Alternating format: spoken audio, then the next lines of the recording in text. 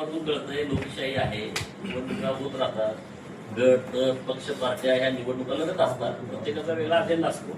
प्रत्येकाने प्रयत्न करावे. माझ्या सर्वांना खूप शुभेच्छा आहेत.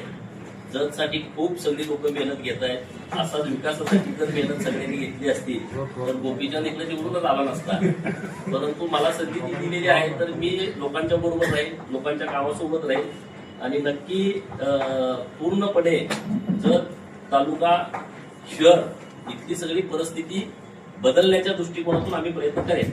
आता कुणी निवडणूक लढवावी, कशी लढवावी, कुणी एकत्रित यावं, त्यांचं वैचारिक भांडण होतं की नव्हतं, मतभेद होते की नव्हते, ते सगळेच मतभेद मिटले का, हे आता ज्याचा त्याचा प्रश्न आहे.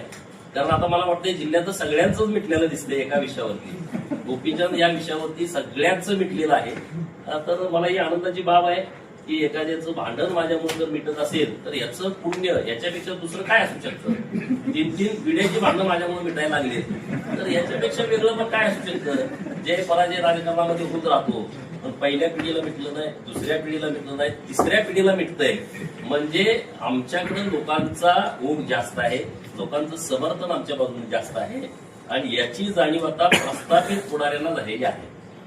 आता यांनी सगळ्यांनी एकत्रित येण्यापूर्वी माझी त्यांना विनंती एक आहे की तुम्ही आता जतच्या सगळ्या विषयावरती एकत्रित येत आहे तर माझा जतचा कारखाना सभासदांना देऊन टाका ना. तुम्हाला जतची इतकी चिंता आहे, जतची इतकी काळजी आहे, नाहीतर मी तर दुराडं पेटवूच देणार नाही. मोठा संघर्ष करायची माझी तयारी आहे.